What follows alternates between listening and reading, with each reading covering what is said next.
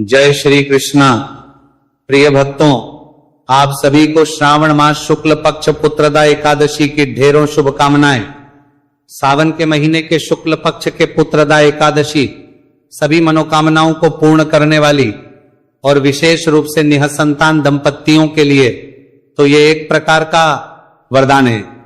ये वो एकादशी है जो मनुष्य को संतान देती है, पुत्र की प्राप्ति कराती है, पुत्र रत्न की प्राप्ति होती है। तो कैसे करेंगे इस एकादशी का व्रत?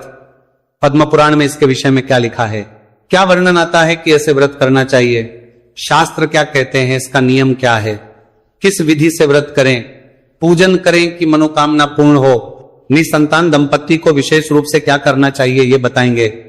वो कौन सा उपाय है जो इस दिन सर्वाधिक प्रभावशाली है? यूं तो इस एकादशी का व्रत करने मात्र से ही संतान प्राप्ति हो जाती है, परंतु और कौन सा विशेष उपाय है जो इस दिन करना चाहिए जिससे चमत्कार होता है, पुत्र रत्न की प्राप्ति होती है? क्या विधि है, क्या नियम है, क्या मुहूर्त है, क्या भोग है, क्या मंत्र, सब कुछ आपको इस वीडियो के माध्यम से मैं बताने जा रहा हूं। आपसे निवेदन है कि वीडियो यदि थोड़ा सा भी उपयोगी लगे तो एक बार लाइक अवश्य कीजिएगा, जितना हो सके शेयर कीजिएगा, क्योंकि आज के समय में इसकी आवश्यकता सभी को है। एक तो एकादशी का व्रत सभी करते हैं और संतान को लेकर परेशानियां आने को लोगों के पास है। कृपया इस वीडियो को अधिक से अधिक लोगों तक पहुंचाए जिससे कि सभी इसका लाभ ले और सबके जीवन में खुशियां आए। प्रिय भक्तों, एकादशी यूं तो महीने में 2 आती है और प्रत्येक एकादशी की महिमा अलग होती है। जैसे उसकी महिमा अलग होती है वैसे ही उसके व्रत के कुछ नियम भी अलग होते हैं, कुछ विधान भी अलग होते हैं। इसीलिए प्रत्येक एकादशी की जानकारी को ध्यान से सुनना चाहिए। छोटी छोटी गलतियां आपके पुण्य को क्षीण करती हैं। पुराणों में इसका वर्णन आता है। जैसे एकादशी के व्रत को करने से पुण्य सर्वाधिक मिलता है, उसी प्रकार से एकादशी का व्रत भी उतना ही कठिन और उतना ही अधिक नियमों को पालन करने वाला होता है। एकादशी के व्रत को यदि नियमों का पालन करते हुए ना किया जाए तो पुण्य नाश होता है। एकादशी का व्रत आप जानते हैं कि पूर्णता खंडित ना हो, कि उसका पुण्य धीरे धीरे क्षीण होता चला जाता है कि क्या त्रुटियां आप कर रहे हैं, और कुछ त्रुटियां ऐसी हैं जो आपके पूरे व्रत का नाश करती है। इस एकादशी के विषय में जानते हैं, जो श्रावण मास के शुक्ल पक्ष की एकादशी होती है। इस एकादशी की महिमा संक्षेप में बताएं तो इतनी अधिक है कि प्राचीन काल की एक बात आती है जिसमें भगवान श्री कृष्ण से पूछा जाता है महाराज युधिष्ठिर के द्वारा कि प्रभु इस एकादशी की महिमा क्या है, इसको करने से किसको क्या फल प्राप्त हुआ? तो पद्म पुराण में वर्णन आता है, भगवान श्री कृष्ण स्वयं कहते हैं कि राजन, ये एकादशी सभी मनोरथों को सिद्ध करने वाली है। इसमें एक प्राचीन राजा का वक्तव्य आता है। भगवान श्री कृष्ण कहते हैं कि वो बड़ा ही धर्मात्मा राजा था, अपने प्रजा को संतान की भांति पालता था, कोई अनुचित कर्म नहीं करता था, पर उसकी कोई संतान नहीं थी, इसलिए बड़ा दुखी था। उसने प्रजा से भी कहा कि भाई मुझे समझ नहीं आ रहा, मैंने कभी अनुचित कर किसी से नहीं लिया, किसी को दंड नहीं दिया, मैं सदा उत्तम देखभाल करता हूं सबकी, फिर भी ये क्यों? तभी नश्य लोमस के पास वो सब पहुंचते हैं। नश्य लोमस बड़े ही त्रिकालदर्शी नश्य हुए हैं। उनके सामने सारा वृतांत रखा गया कि कभी राजा ने कुछ गलत काम किया ही नहीं, इतना धर्मात्मा राजा है, फिर भी उसको ये दंड क्यों? नश्य ने पूर्व जन्मों को देखा, ध्यान लगा के तो पता लगा कि पिछले जन्म में राजा से एक त्रुटि हुई थी और उस त्रुटि कारण ही इस जन्म में उसे संतान प्राप्ति नहीं हो रही है। उसका निवारण क्या करें? तो इसके लिए जैसी कहते हैं कि सभी तरह के दोषों का निवारण करने का महा उपाय है श्रवण मास की शुक्ल पक्ष की एकादशी पुत्रदा एकादशी का व्रत यदि तुम करो तो निश्चित ही तुम्हारे घर में पुत्र प्राप्त होगा, पुत्र उत्पन्न होगा और योग्य पुत्र उत्पन्न होगा। तब राजा के द्वारा वह व्रत विधि विधान से किया गया और उसके परिणाम स्वरूप राजा को पुत्र रत्न की प्राप्ति हुई, वरिष्ठ पुत्र प्राप्त हुआ। तो भगवान कृष्ण कहते हैं कि हे राजन, तभी से यह व्रत प्रचलित हुआ जिसे दर्शी लोमस के द्वारा इस सृष्टि में प्रतिपादित किया गया था। अब प्रश्न उठता है कि इसका व्रत करना कैसे चाहिए, क्योंकि महिमा तो समझ आ गई कि हाँ भगवान श्री कृष्ण कह रहे हैं कि ये पुत्र देने वाली है तो पुत्र देने वाली है। अब प्रश्न उठता है, जस्से लोमस के द्वारा कि कैसे करना चाहिए, तो सबसे पहले तो एकादशी से पहले के कुछ नियम होते हैं, उनका ध्यान रखना चाहिए। व्रत के एक दिन पूर्व मनुष्य को कुछ नियम धारण करने चाहिए। एकादशी का व्रत 3 दिवसीय विधान होता है। मैं सदा कहता हूं एकादशी का व्रत एक दिन का नहीं होता, ये 3 दिन का विधान।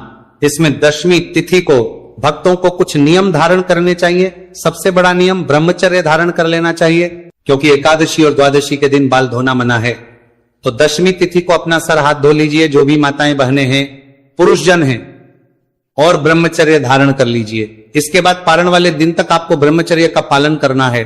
दशमी तिथि को शहद का प्रयोग नहीं करना, भूल के भी, ये तामस बढ़ाता है। इसको शास्त्रों में एकादशी के व्रत से पूर्व, एकादशी के व्रत के दिन वर्जित कहां है? काशी के पात्र, कांसे का पात्र आज भी भोग प्रसाद आदि के लिए, कुछ बनाने के लिए बहुत सारे स्थानों पर प्रयोग होता है। कांसा भूल के भी प्रयोग नहीं करना। दशमी तिथि को एकादशी और द्वादशी को मसूर की दाल नहीं खानी, उड़द की दाल नहीं खानी। इस एकादशी के लिए विशेष कहूं तो बैंगन नहीं खाना, भूल के भी आपने बैंगन नहीं खाना है। एकादशी के एक दिन पूर्व हरी पत्तेदार सब्जियों का त्याग कहा गया है। हरी पत्तेदार सब्जियां नहीं खानी इस एकादशी से पूर्व। ये तो श्रावण मास में वैसे ही वर्जित कहा गया है। इस प्रकार से दशमी तिथि का दिन व्यतीत कीजिए। पूजा पाठ के लिए जो चाहिए वो सारा एकत्र कर लीजिए। रात्रि को दंत दान कीजिए और उसके बाद शयन कीजिए। इस दिन एक वक्त का अन्न कहा गया है। संभव है तो केवल एक समय ही अन्न का आहार करें, बाद में फल आहार कर सकते हैं, पर यह नियम उन्हीं के लिए है जो पालन कर पाए। अगर आपका शरीर इतना साथ ना दें कि आप लगातार इतना भूखा रह सकें, तो आप अपनी क्षमता के अनुसार कीजिए। नियम है कि एक वक्ता आहार अन्न के रूप में लें, बाकी फल ले सकते हैं। इस प्रकार से दशमी तिथि का दिन बिताएंगे। एकादशी के दिन सूर्योदय पहले उठिए, स्नान आदि कीजिए, स्वच्छ वस्त्र धारण कीजिए। इस दिन का जो प्रातः काल का स्नान है प्रिय भक्तों, वो परम कल्याणकारी है। इसीलिए मैं कहता हूं कि सूर्योदय से पहले स्नान कीजिए। सूर्योदय का समय बताता हूं इस दिन। देखिए, इस दिन सूर्योदय का समय है 5:58। ये दिल्ली और उसके आसपास के लिए समय है। आप अपने शहर के अनुसार या तो खुद देख सकते हैं, ना देख पाए तो कमेंट बॉक्स में लिख के पूछ लीजिएगा, हम आपको आपके शहर का सूर्योदय समय बताएंगे। इस दिन का स्नान कल्याणकारी है। स्नान के बाद स्वच्छ वस्त्र धारण कीजिए। स्वच्छ वस्त्र धारण करके सूर्य पूजा इस दिन आपको अवश्य करनी है।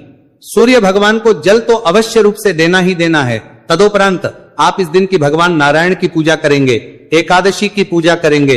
एकादशी की पूजा में विशेष रूप से कहूं तो आप भगवान लड्डू गोपाल अगर आपके पास है, या शालिग्राम भगवान है ना, तो उनको विराजमान कीजिए। वो नहीं है तो कोई बात नहीं, तस्वीर विराजमान कीजिएगा, चौकी लगाइएगा, चौकी पे वस्त्र बिछाइएगा, भगवान की प्रतिमा तस्वीर जो आपके पास है उनको रखिए। उनके सामने घी का दिया ही सीधे हाथ की ओर और विपरीत दिशा में धूप रखिए। इस प्रकार से भगवान की स्थापना कर लीजिए। अब मैं आपको बाकी सामग्री बता देता हूं एक बार कि आपको क्या क्या सामग्री की आवश्यकता होगी। देखिए, रोली, मौली, पान, सुपारी, लौंग, इलायची, धूप, दीप, नैवेद्य, इत्र, गंगाजल, ये सारी सामग्री है जो चाहिए। कि पान के पत्ते आपको 2 दिन चलेंगे, एक तो लगेगा पूजा वाले दिन और एक पालन की पूजा वाले दिन। आपको सुपारी, लौंग, इलायची तो 2 सुपारी चाहिएंगी। लौंग इलायची 5-5 बहुत होंगी। दोनों दिन की पूजा में प्रयोग हो, दोनों जन की पूजा में एक एक प्रयोग करनी है। ये सारी सामग्री है, इसको एकत्र कीजिए। जो आपका पूजा स्थल है वहां पे आसन लगा के बैठ जाइए। भगवान की स्थापना आपने कर ली है। अब एक लोटा लीजिए तांबे का, उसमें पहले थोड़ा सा गंगा जल भरिए, फिर शुद्ध जल भरिए और उस जल के द्वारा पहले उस स्थान का शुद्धिकरण कीजिए, सामग्री का पवित्रीकरण कीजिए, क्योंकि भगवान को अर्पित करने से पहले यह सामग्री शुद्ध करनी आवश्यक है। आप तक पहुंचने से पहले ना जाने किस किस के हाथों से निकली है। भगवान को चढ़ाने से पहले शुद्ध करेंगे। आप फूल के माध्यम से लोटे में जो जल है उसे छींटे दीजिए सामग्री, और उस स्थान पर हम मंत्र पढ़ते हैं, ओम अपवित्रः पवित्रो व सर्वावस्थांगतोऽपि वा यह स्मरेत पुंडरीकाक्षं स बाह्याभ्यंतरः। सोचिए, आपने जल छींटे दे के स्थान को, सामग्री को शुद्ध किया, भगवान को आपने विराजमान किया। इस लोटे में से थोड़ा सा जल किसी दूसरे पात्र में ले लीजिए जो आपकी अपनी आचमनी के लिए प्रयोग होगा, और उसमें से 2-2 बूंद जल एक एक मंत्र पे अपने हाथ पे रखिएगा, सीधे हाथ पे और पी जाइएगा। सबसे पहले सीधे हाथ पे जल लीजिए। ओम हर्षिकेशाय नमः, हाथ धो लीजिए, सीधे हाथ पे जल लीजिए। 2 बूंद ओम केशवाय नमः और पी जाइए। ओम माधवाय नमः पुनः जल लीजिए, पी जाइए।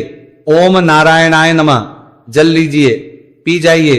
ओम हर्षिकेशाय नमः, हाथ धो लीजिए। अब धूप दीप को जलाइए।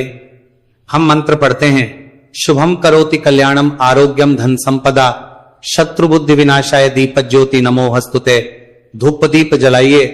धूप दीप जला के अब आप व्रत पूजन का संकल्प करेंगे।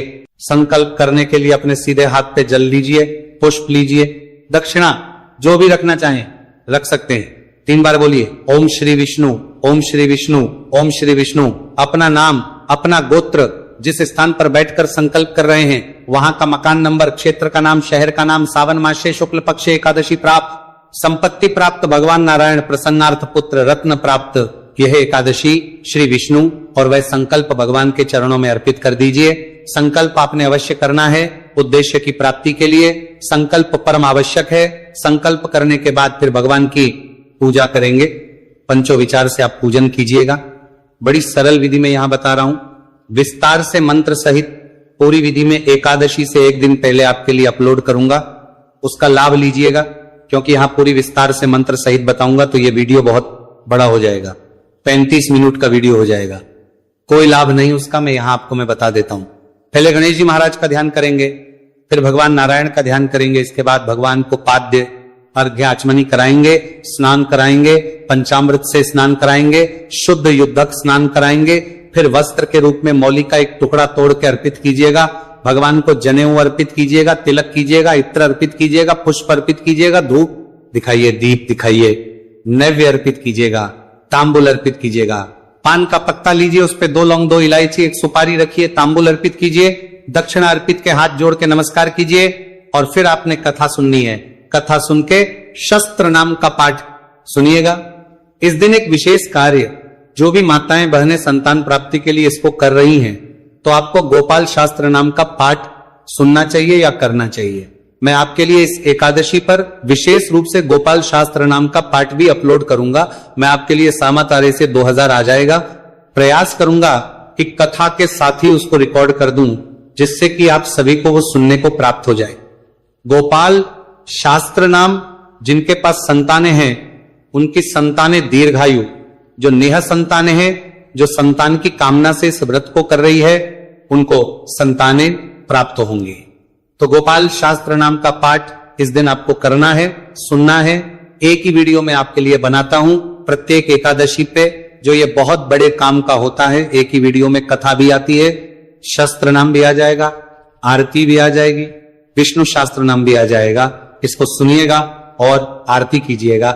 हमारे चैनल पर यदि आप नए हैं ना, तो मैं आपसे यही प्रार्थना करूंगा कि अभी सब्सक्राइब कर लीजिए, क्योंकि ये एक प्रतिष्ठित ज्योतिष संस्थान का चैनल है। हमारी 4 पीढ़ियां पंडित कर्म में बीती है, तो हमारे पास वो सभी पुराण आदि उपलब्ध है जो बाकी स्थानों पर विलुप्ति की कगार पर है। और वहीं से आपको बड़ी ही महत्वपूर्ण जानकारियां जो पुराणों में वर्णित है वो हम आपको देते रहते हैं। सही जानकारी पाना चाहते हैं तो चैनल को सब्सक्राइब कर ले, और वहां 1 घंटी का निशान बना हुआ दिखाई देगा।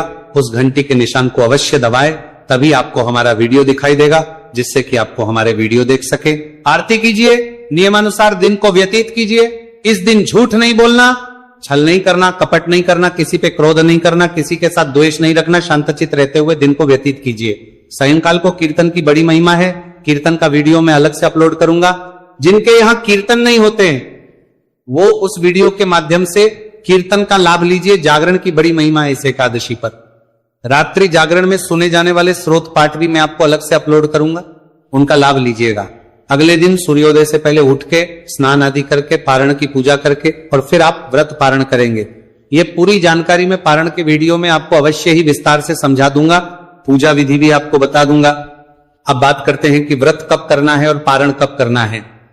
प्रिय भक्तों, एकादशी तिथि शुरू होगी 22 तारीख को रात्रि को 12 बजे के बाद 2 बजे, जब 23 तारीख लग चुकी होगी तो 2 बजे ये एकादशी शुरू हो जाएगी और समाप्त होगी 24 तारीख को सुबह 4:18 पर। ऐसे में 23 तारीख को सूर्य के मुख से एकादशी है और 23 तारीख को ही पुत्रदा एकादशी का व्रत किया जाएगा। इसको पवित्रा एकादशी भी कहा जाता है, तो आप कहीं कंफ्यूज ना हो। पवित्रा एकादशी भी इसी को कहते हैं और पुत्रदा एकादशी भी 23 अगस्त को व्रत किया जाएगा। 24 को आप पारण करेंगे। पारण में ध्यान देना, सुबह सुबह पारण नहीं होगा इस एकादशी का। हरिवासन का समय देर से समाप्त होगा, इसलिए 10 बजे से और 10:30 बजे केवल आधा घंटे का समय मिलेगा। इसमें आप पारण करें, कल्याणकारी रहेगा। ये थी जानकारी। एकादशी के विषय में जानकारी थोड़ी भी अच्छी लगी तो लाइक अवश्य कीजिए, शेयर कीजिए। अपने व्रत की सफलता के लिए कमेंट बॉक्स में अवश्य लिखिएगा जय श्री कृष्ण या ओम नमो भगवते वासुदेवाय। चैनल पर नए हैं तो सब्सक्राइब कीजिएगा। प्रिय भक्तों, इस एकादशी से संबंधित बड़े ही महत्वपूर्ण वीडियो कुछ और भी आने वाले हैं, तो चैनल के साथ जुड़ जाइए और उन पर बड़ा ध्यान दीजिएगा, क्योंकि बड़े ही महत्वपूर्ण जानकारी के साथ वीडियो मिलेंगे। भगवान नारायण आप सब पर कृपा करें। जय श्री कृष्ण।